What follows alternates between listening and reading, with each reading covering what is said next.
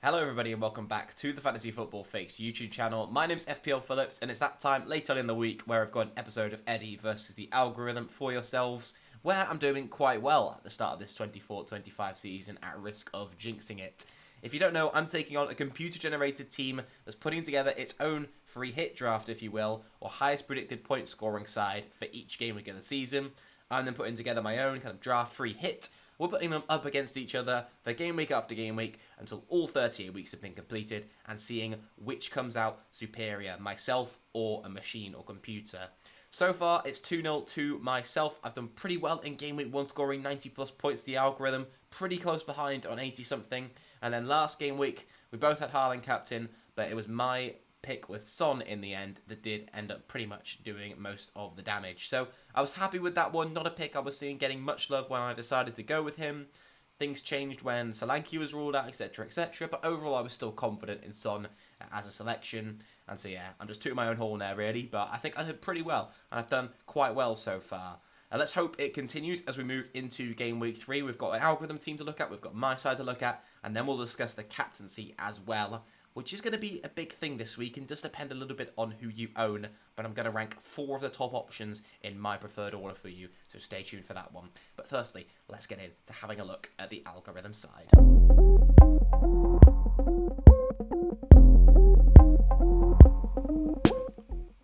So the lovely updated score is at the bottom of your screen, 2-0 to myself. The algorithm is predicted 61 points for this game week, and to try and achieve this score, it's putting out this side. In goal, it's going to be Mark Flecken of Brentford, as Brentford have a very kind fixture against Southampton at home, who are probably the least impressive side of the 20 that I've seen and watched play so far this year. I think Ipswich have looked actually okay, and I judge in general think Southampton look a bit lacklustre going forward, especially in game week 2 anyway. Game week 1, a bit of an anomaly fixture. You're not going to get that often where your opponents go down to 10 men very early on in the fixture. So it's very hard to judge when you've got an even smaller than 2 game week sample size essentially with a team. And maybe they just haven't been able to find their gear and get into their groove yet. But I think Southampton away from home are a pretty poor side, are going to be a poor side. And having Southampton at home as a fixture is going to be a good opportunity to try and target for some clean sheets.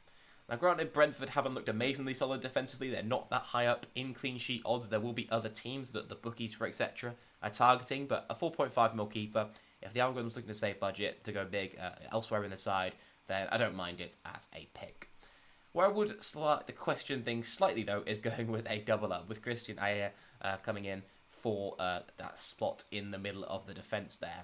So he started on the left-hand side with Rico Henry out at the start of this season. Hasn't looked that attacking from what I'm concerned. I'll admit I don't know his underlying numbers, but I'm not too interested in him as an option. Brentford have a bit of a mixed bag of fixtures coming up. I think that if you're going with a player around the 4.5, 4.6 million mark, then you go for Robinson, the player on the right of on your screen there. Fulham have some very nice fixtures coming up. He's had a bit of a price rise, so he might be out of budget for some people. But if that's the case, there are other 4.5s. Murillo at Nottingham Forest, who I think looks good and nailed on. Or you could even go for Nedeljkovic at 4.0 million Aston Villa and have a good option there for a month or so, however long Matty Cash is out for, because he looks to be the preferred right-back option for this year when Cash hasn't played. So yeah, that's my 2 cents on Ayer anyway. Ben White is another interesting one, as everyone's going to be opting really for Raya, Saliba or Gabriel, it seems, from these first 2 game weeks. Ben White hasn't really been doing what we saw from him at points last season, getting forward lows, getting assist chances, all that stuff. So he's not really going to warrant a 6.5 million price tag, and I feared that would be the case when I saw the pricing at the start of this season. And I think as boring as it is, Raya just probably is the option to go for at the moment. Arsenal almost haven't looked as amazingly solid as they have last season, but they're still managing to keep clean sheets. If it's only those 1 or 2 big chances per game, then Raya is a world-class keeper and he can keep them out. So going for him and having that chance of getting the clean sheet still and getting those saves in, he's mopping up a lot of the bonus points is what we've seen over the first 2 fixtures as well. So for 5.5 million, I think he offers pretty good value for an option into the Arsenal defence. So yeah, Ben White, not much love for me, but as a 1 week punt in a free hit team, essentially, I don't mind it at all. Brighton at home is the best clean sheet odds of all, with like 50% chance, I think it was, which did surprise me a bit, but I think the bookies know what they're talking about, and that's why a lot of FPL managers put a bit of faith in their statistics. Into midfield, then we're going to see a midfield four of Mbeumo, Saka, Gordon, and Morgan Gibbs-White, which I really like the look of, I have to say. And Mbeumo in particular, I think could be a great punt for anyone who's thinking about wildcarding next week, or even bringing in as an option and then maybe benching in one of the two fixtures afterwards, which look a bit more tough. He's got Man City, I think, the week after, so it's not the most optimal time to jump on Bryan Mbeumo, but for this fixture, he could be a great differential. I think he started this game week at around 5% ownership, so I don't think he's going to be anywhere near 6 or 7 by the deadline. So you could have a big differential on your hands if you want to go there as an Nkunku replacement with a little bit of money in the bank. I have to admit, though, I really like some other options at that price, so it obviously stops you going for someone like an Eze, who I think points are definitely going to come for, maybe even this game week. Morgan Rogers, you've got Smith Rowe, you've got lots of options, including Morgan Gibbs-White, who's in this team as well, for Nkunku replacements that maybe have 2 or 3 good fixtures coming up instead of kind of just the one.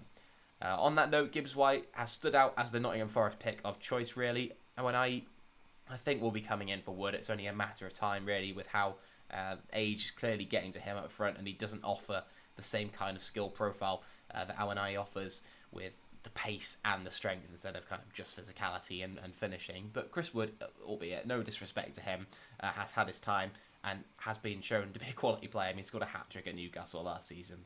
But yeah, Gibbs-White on penalties, nailed on, gonna get the minutes. I think he could definitely be the man for you. He's again, a little bit like an Mbeumo, kind of nailed on, the talisman of the team, the 90-minute guy on pens. But for me, the people will just see them as boring picks when they could definitely come through for you. And Gibbs-White has some nice finishes coming up as well, and definitely is one that I've considered very strongly as an Nkunku replacement myself. Saka and Gordon are then kind of ones that people already have in their team. So Saka, good home fixture, definitely a captaincy option as well, which we'll get into. And then Anthony Gordon is an interesting one. Newcastle have had some good times against Spurs at home, and Anthony Gordon is known to be one of those players who's better at home, although he scored away from home last game week. It's a bit one of those myths that's blown out of proportion amongst the FPL community. But if you're backing him and you believe in that, then home fixture against Tottenham could actually be a pretty decent chance. Although I think Tottenham have been improved defensively this year. Maybe they haven't had to face as many chances, and again, it's a small sample size over 2 game weeks. But for me, I'm not sure it's going to be quite the 6 whatever battering it was last season or the year before. And then finally, up front, we're going to have a look at the forward line. So Isak comes in, so even more of an indication that the algorithm is predicting a decent Newcastle performance in that one. We've then got Havertz as well to complete an Arsenal triple up, and Erling Haaland, who's taking the captain's armband away from home against West Ham. So yeah, there's not too much to mention here. I really like the look of all these 3 guys for this game week. I think there's good options there. There's good options elsewhere as well. Havertz is probably the one that the fewest people own and the fewest people are looking to getting. He had a bit of a quiet outing against Aston Villa, but he was very, very impressive in Game Week 1, and recency bias is 100% a thing in FPL managers.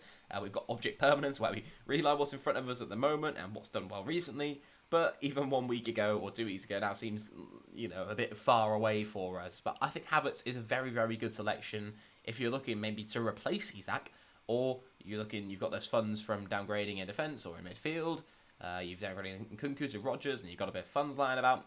Then Havertz is an option you should definitely be considering trying to squeeze into your team, or maybe on a wildcard in future weeks. Finally then, on the bench, we're going to see Rogers, Johnson, and Harwood-Bellis, so some very template bench players, but it's good to see Rogers getting in there as someone who's brought him in for Nkunku. But yeah, let's have a look at my side now and see how it compares to this one.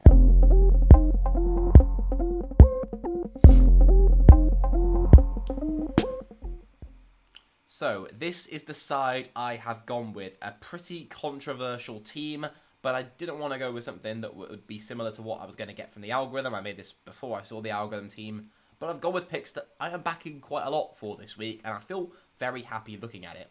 I've gone all in on a defence, which is something I tend to do in this series sometimes. I've gone with the Arsenal backline. Saliba, Gabriel, and Raya are all in my team. Just going with clean sheet odds based on that one. Was tempted to do it with Man City and just go with the pair of Ederson and Rico Lewis or someone like that, and back them away at home against West Ham. But in general, I just got a bit of a feeling that Arsenal might somehow scrape a clean sheet in that one. But Brighton's attack has looked very good, so I am a little bit worried there. You got Matoma, who's been performing very well, Welbeck and João Pedro, and then you've got Minte on the right-hand side. It is an attack that does scare me slightly, and I think they'll score a lot of goals this season. So I'm not feeling 100% confident in that selection for a clean sheet. But, you know, you live and you learn. You can always get some decent bonus points and save points now, it seems, from Raya. And then the defenders attacking set pieces. Brighton aren't very poor from them in defence, admittedly. But you never know with Saliba and Gabriel. They've been shown from those Rice corners to get a lot of headed goals. So maybe this will be the first game of the season that we see when I'm trying to manifest it here, if you can't tell. I've stuck with Robinson. I've also had Mbeumo in there. Had the same thoughts of the algorithm. Same with Gibbs White too. But then in my other two midfield slots, I've not gone with Saka or Gordon, any of those boring picks. I've gone with Eze and I've gone with Cole Palmer.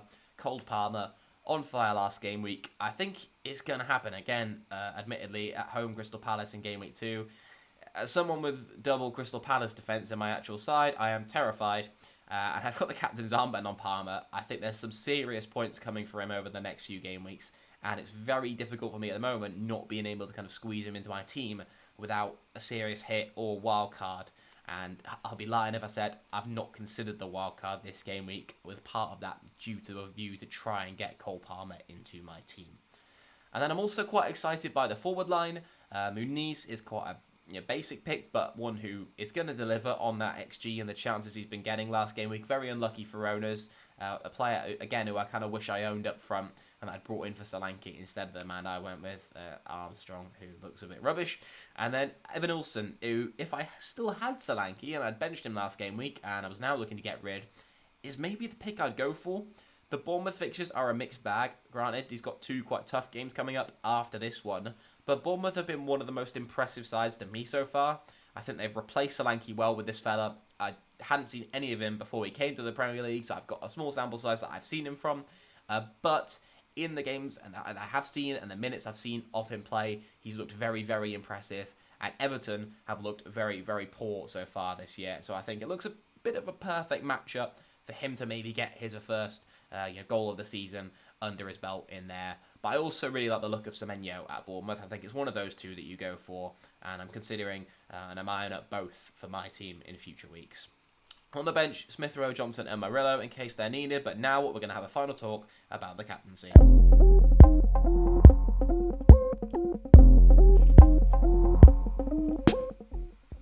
So we're not going to make this section too long so you guys can get off and watch another video, but we've got the predicted points at the top as usual, with Erling Haaland leading the way, and the man I went with as the captain in my side, Palmer, the actual lowest of the bunch, with Saka and Salah both ahead of the Chelsea man as well.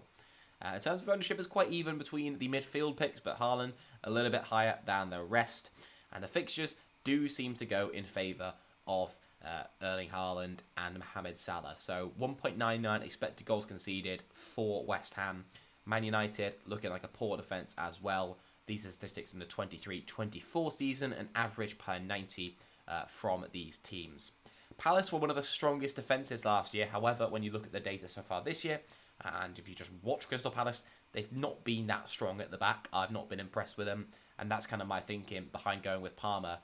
And why I think maybe the algorithm won't be looking at him as strongly is it'll still be thinking that Palace is going to be this strong defence that they were kind of all the way throughout last year. They've lost players in their team. Joachim Andersen, I think, will be a big miss for them over the course of this season.